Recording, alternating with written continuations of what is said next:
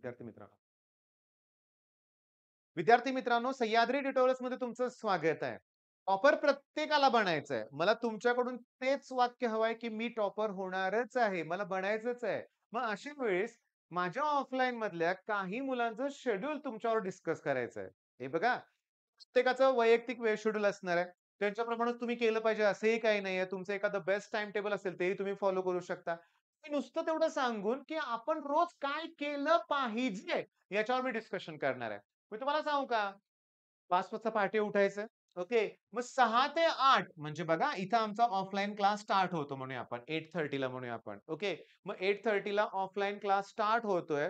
Actually 9 ला start होतो, पण लिहिलंय मी 8:30 म्हणूया आपण. मग तोपर्यंत त्यांना 2 तासाचा सकाळचा रिव्हिजनला किंवा अभ्यासाला वेळ मिळतोय. त्याच्यानंतर अगदी दुपारी 2:30 वाजेपर्यंत 8:30 वाजल्यापासून 2:30 पर्यंत ऑफलाईन क्लास असतो. ओके.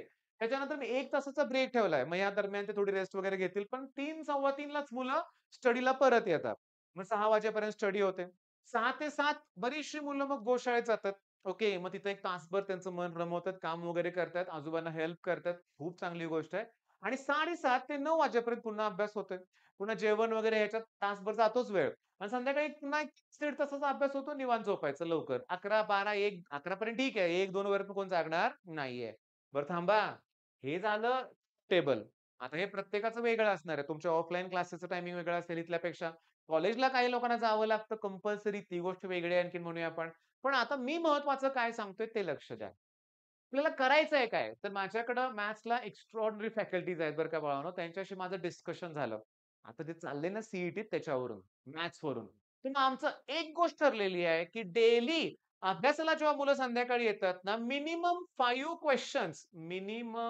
क्वेशन्स आम्ही त्यांना जेईई लेव्हलचे देणारच आहे. पण ते पण 11 स्टँडर्डचे. स्टँडर्ड 11 कारण मी यावेळेस बघितलंय. मुलांचा अभ्यास 11 स्टँडर्डच्या बाबतीतच कमी पडलाय मॅथ्समध्ये सुद्धा. डिफरन्शिएशन, इंटिग्रेशन हे सगळं 12वीच असल्यामुळे होतंय. पण 11 कडे टोटली भरपूर मुलांनी दुर्लक्ष केल्यामुळे त्यांना ते जड जातंय. मग रेग्युलरली त्यांना आम्ही क्वेशन देणारं.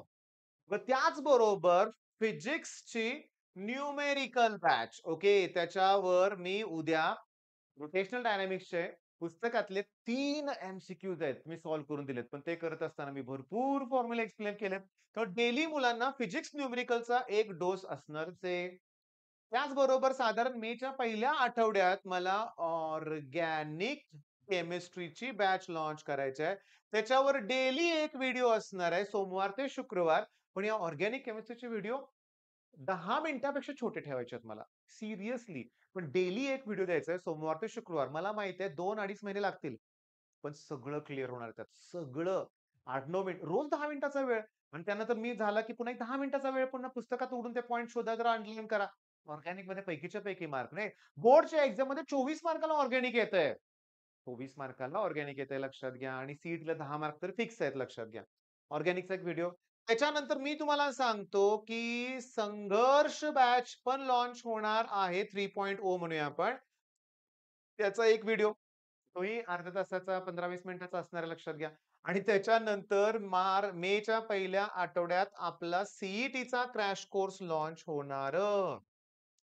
सीईटीचा कोर्स म्हणूया आपण मी तसंच लिहिलं. मग सीईटीच्या कोर्सचा पुन्हा एक व्हिडिओ. मग तुम्ही म्हणाल, "बापरे! एवढं कधी कव्हर करायचं?" आणि हे करत असताना जे ऑफलाईन लेक्चर्स होतायत त्याचं परत होमवर्क. अरे देवा! हे पॉसिबलच नाही असं वाटतंय ना? आहे पॉसिबल. 5 न्यूमेरिकलला जास्त वेळ लागणार नाहीये. आम्ही ठरवलंय 5 नाही ना 3 तरी सॉल्व्ह करूया. पण डेली डोक्याला ना एक काय म्हणूया आपण खुराक पाहिजे. काहीतरी असं चॅलेंजिंग पाहिजे. मी सरांना सांगितले असे प्रॉब्लेम सिलेक्ट करून द्या, की मला पण नाही सॉल्व्ह होणार. वेळ लागणार आहे. पण रोज काहीतरी वेगळं करायची सवय लागेल ना गरजेचं आहे. बऱ्याच मुलांना हे पटलं असणार आहे. मॅथ्ससाठी याची मोठी रिक्वायरमेंट आहे. ऑर्गॅनिक केमिस्ट्रीला किती रे 15-20 मिनिटं. मधल्या ब्रेकमध्ये होईल ना. आता मी तुम्हाला सांगतो ह्या लेक्चरमध्ये, ह्या बॅचमध्ये ना आमचा 12 ते 1 जेवणाची सुट्टी असते. 1 तासभर जेवायला आपण काय बकासूर आहे का? नाही ना. 15-20 मिनिटात डबा खाऊन होतो मुलांचा. मग तेवढ्यातच ना ते ऑर्गॅनिकचं कव्हर होईल. फिजिक्स न्यूमेरिकल बॅच पण तिथंच कव्हर होईल. ओके. मग मला सांगा वेळ असतोय. बरं ह्या दरम्यान 3:30 ते 6 दरम्यान तुम्ही सगळं कंप्लीट करायचंच आणि मगच घरी जायचंय. सगळंच कंप्लीट करायचंय. आता मी बसवूनच करून घेणार लक्षात घ्या. आता इथं काय एक्स्ट्राऑर्डिनरी मुलं मला भेटलेत बरं का. त्यांचे पालक मला म्हणतात, "सर तुम्ही एवढं करायला लावताय मुलांना, मग मुलांनी सेल्फ स्टडी केव्हा करायचा?" मुलांनी पटवून दिलेलं असतंय पालकांना, की इतका होमवर्क असतोय, मग मला अभ्यासाला वेळच मिळत नाही. मी त्या अशा पालकांना समजावून सांगतो, की हे जे करणं आहे हे सेल्फ स्टडी नाही तर काय आहे? अभ्यासच होतोय ना इथं. जेव्हा तुम्ही 4-5 क्वेशन सोडवताय, फिजिक्स न्यूमेरिकल बॅचमध्ये फॉर्म्युलाची रिव्हिजन होते, ऑर्गॅनिकमध्ये तुम्हाला चार्ट होतील, रिएक्शन्स होतील, पी-वाय-क्यूज होतील, बोर्डमध्ये आलेले क्वेशन्स होतील. मग ती काय सेल्फ स्टडी नाही होय? सेल्फ स्टडीच आहे बाळांनो. ज्याला करायचं नाही ना, नाचता येईना अंगण वाकडे. मग अशांचं काही होऊ शकत नाहीये मला माहिती आहे. म्हणजे मला तुम्हाला टॉपर बनवायचं आहे ना, मग हे केलं नाही तर कसं होईल? मी तुम्हाला सांगतो क्रॅश कोर्सच्या एका व्हिडिओला तुम्हाला 2 तास सुद्धा लागू शकतात. समजून घेऊन ते एम-सी-क्यू प्रत्येकात मी 20-30 एम-सी-क्यूज, पी-वाय-क्यूज घेतलेले आहेत त्या समजून कराव्या लागतील. संघर्ष बॅचच्या व्हिडिओला कदाचित 1 तास सुद्धा लागेल समजून घेऊन करायला. पण बोर्डची प्रिपरेशन तिथंच होणार आहे. ऑर्गॅनिकला म्हणूया आपण 20 मिनिटं, फिजिक्स एंड न्यूमेरिकल बॅचला 30 मिनिटं. चला हे दोन्ही मिळून 1 तास मिनिमम म्हणूया आपण.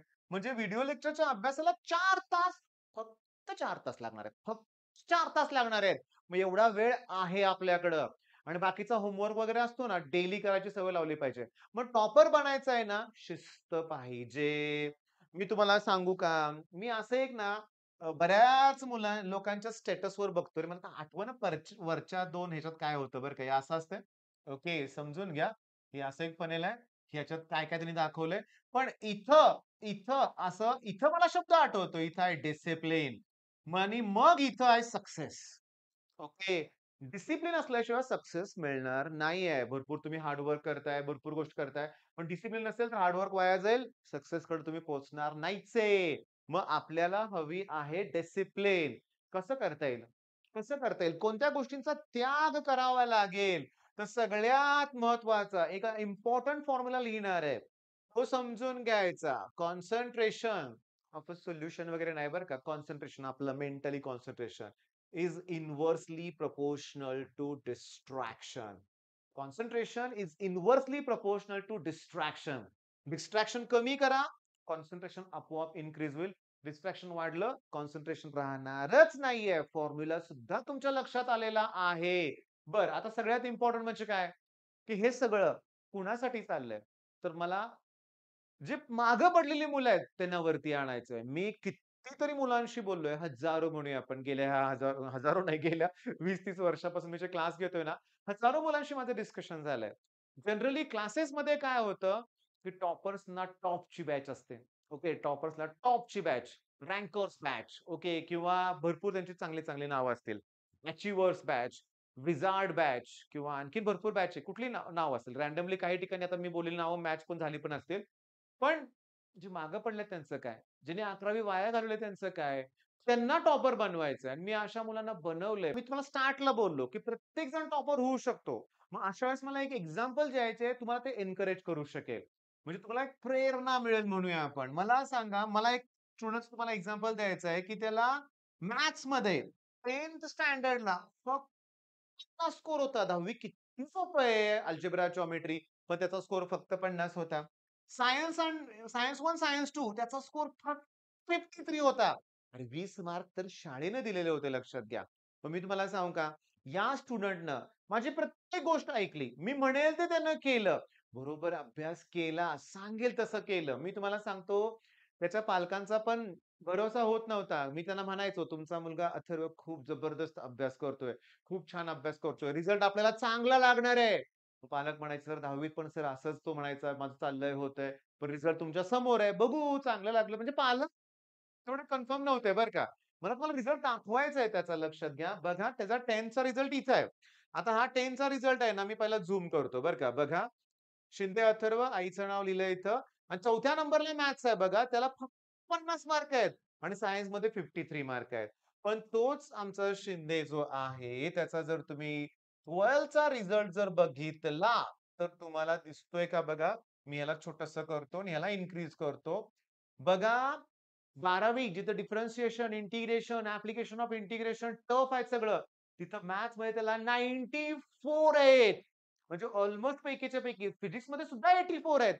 10वी ला सायन्समध्ये 53 स्कोर असणारा मुलगा जर 84 मिळत असेल, त्यानं सगळं फॉलो केलंय. सगळे व्हिडिओ लेक्चरच्या नोट्स त्याच्याकडे होत्या. माझं एकच म्हणणं असतं, व्हिडिओ लेक्चर तुम्ही परत-परत कसं बघणार आहे? तर पहिल्यांदाच बघताना लागू दे की वेळ. अर्ध्या तासाला 2 तास लागू दे, पण नोट्स बनवा, नोट्स. केमिस्ट्रीमध्ये सुद्धा चांगला स्कोर आहे आणि 78% आहेत. 10वी ला किती होते? 70% होते. 10वी ला फक्त 70% 70% होते. 12वीत पडले 78. मग हा आमचा रिझल्ट आहे. हा आपल्या क्रॅश कोर्सचा रिझल्ट आहे. ऑनलाईन बॅचचा रिझल्ट आहे. पण तुम्ही म्हणाल, "सर तुमच्याकडे तर तो ऑफलाईनला होता ना." पण तुम्हाला माहिती आहे का? मी सांगतो तुमच्या माहितीसाठी. माझ्याकडे ऑफलाईन जी मुलं आहेत, त्यांना ते कोर्समधले लेक्चर्स करणं कंपल्सरीच असतं लक्षात घ्या. बरं आता मेन आपला सी-ई-टीचा रिझल्ट. स्टुडंट तोच आहे. नाव तुम्ही चेक करा आणि सी त्याला केमिस्ट्रीमधले पर्सेंटाइल 97 आहेत आणि टोटल पर्सेंटाइल 95.87 आहेत. किती? 95.87. मग काय अवघड आहे सांगा बघू? मी तुम्हाला खरं सांगू का? काम दिसून येतंय. सांगायची गरज लागत नाही आणि त्याच्यामुळं मला इथं साताऱ्यात ना एक बोर्ड बॅनर सुद्धा लावावा लागत नाहीये. मग मला तुमचा सगळ्यांचा रिझल्ट हवाय आणि तोही बेस्ट रिझल्ट हवाय. तुम्ही सांगू का? व्हिजन बॅचवर भरपूर डेमो लेक्चर्स मी फ्री ठेवतोय. तुम्ही ते बघा. मला माहिती आहे, ही बॅच मला पोहोचवायची आहे. मला असे व्हिडिओ बनवावे लागणार आहेत. मला ग्रामीण भागात 4,000-5,000 मध्ये तुम्हाला physics, chemistry, maths, C lectures, physics numerical batch, ऑर्गॅनिकची बॅच मिळत असेल व्हिजन बॅचमध्ये. संगणक बॅच थोडीशी वेगळी असणार आहे. तर खूप वाईट आहे. असे आणि मला खूप आनंद होतो, की YouTubeवर मी एकटा नाहीये. माझ्याप्रमाणे किंवा माझ्यापेक्षा बेस्ट शिक्षक आहेत. माझी इच्छा आहे जास्तीत जास्त मुलांनी ऑनलाईनकडे शिफ्ट व्हावं. जास्तीत जास्त मुलांनी. मला माहिती आहे. ज्याच्याकडे शिस्त आहे, ज्याची करायची धडपड आहे ना, पण लाखो रुपये अरे, मी पुण्यात एका मुलाला भेटलो. 3-3, 4-4, 5-5 लाख कॉमन फीज आहेत. कुठून आणायच्या पालकांनी? मग अशा वेळेस जर 4 आणि 5,000 मध्ये बेस्ट कंटेंट मिळत असेल तर वाईट काय? मला पण म्हणायचंय तुम्हाला बी कंटेंट आवडला, तुम्ही पण आपलं ॲप जास्तीत जास्त तुमच्या मित्रांवर नक्की शेअर करा. तुम्हाला ते व्हिडिओ नक्की आवडतील. मला कमेंटमध्ये रिप्लाय द्या. All the best.